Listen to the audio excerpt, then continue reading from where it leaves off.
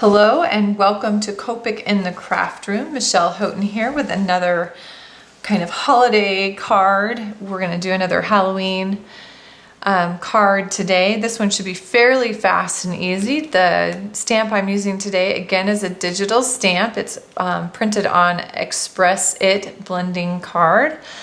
The artist for this particular stamp is Sami Stamps. So again, this is an easy one to go online, get your hands on, and color right along with me if you would like. I don't know that there's a whole lot more to say about this. I'm keeping it really easy today. Little black cat, orange jack-o'-lantern.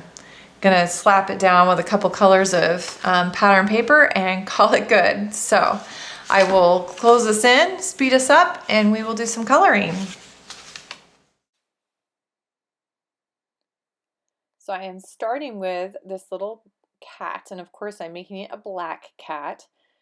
So my first color is a W5, warm gray and 5. I want it to get really dark, but I don't want to lose the details. So I'm starting with that gray. W7 is next, and I'm filling in a lot of them. Notice the top edge is staying light, and then on the face, I'm going to kind of go right into those eye areas and up from there and kind of underneath, and then the underside of his paw. W9 I'm using less of, but it's going into those same areas to kind of re-emphasize the shading. I'm smoothing it out with W5. I love the grays because they blend so easily together. So I'm working right over the top where those two colors meet to soften that up. I don't have to go back with the W7. E93, just little touches into his ears and nose. And then I did R21. I felt like it needed more pink. W9 again to really reinforce some of those areas to really show off where his eyes are and where his face connects with the neck. Y32 is going inside the jack-o'-lantern. So I appreciate the cat would not be sitting in there if there was a candle lit behind it, but this is a card and for fun. So I'm lighting up this jack-o'-lantern, E33 on the stem, and a little E37 to add some texture. Smoothing that out with E33. Y35 is next, and I put it a little bit on the kind of where I can see the inside edges of the pumpkin, and then I'm filling the pumpkin in. So this will take a few minutes. I'm going to go ahead and fill this. This is my base color on the jack-o'-lantern. This is my favorite pumpkin color group right now, and so you're going to see this a couple times this season. So Y35 to start, and obviously I'm going at high speed so it doesn't bore you to tears. Getting a nice heavy base coat because I'm going to jump color families here, and I want to make sure that these will still blend nicely together. YR14 is next, so I'm going to go into all those creases on the pumpkin and make sure we can see how it kind of goes in and out. And obviously, because he's not just a pumpkin anymore, but a jack-o'-lantern, I have to kind of work my way around all those facial features. That's okay. Kind of flicking out from each one of those seams and up from the bottom.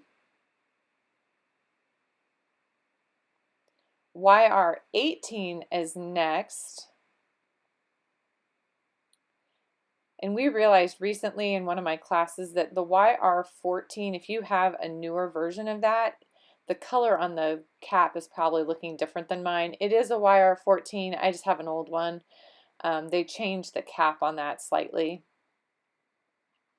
YR14 is next, smoothing out where the YR18 and YR14 connect. So I do small circles over the top of it and then flick out from there so that it the YR14 is going to go a little further into the yellow, but I'm really doing some circles right where they meet to kind of soften that edge between the two and get a nicer blend.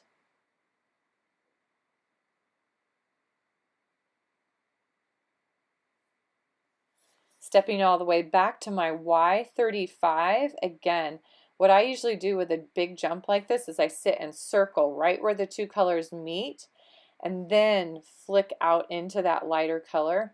That's going to soften up that edge and then pull it out further. And I'm going back. I realized I didn't quite get that one edge done. So YR14 and Y35 again. Smoothing those out.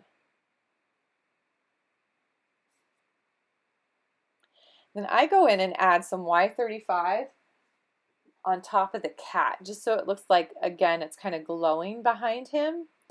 Y32, just another layer. I felt like I needed to warm it up one more time, so around the cat. Then I'm going to cut this little pumpkin out. Got my scissors going quickly around the edge. This is an easy image to cut out. The only thing sticking out is that little tiny tail.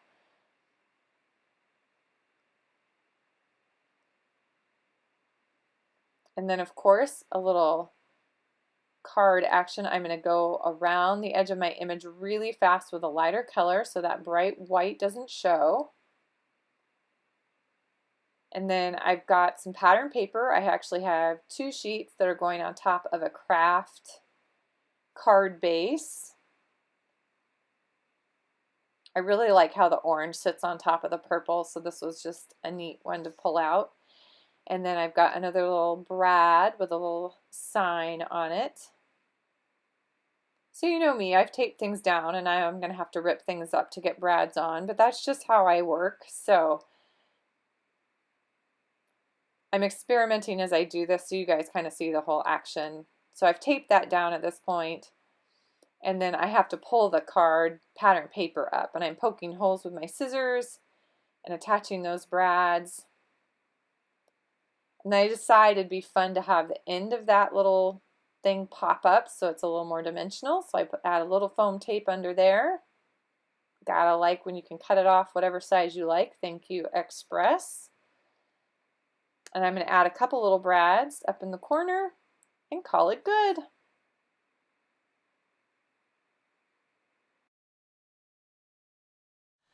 Another Halloween card ready to go. This one very simple and fast. Just easy for fun. It felt good to color, you know, those reasons. I hope you have a happy, colorful week, and I hope you get some time just to color for fun.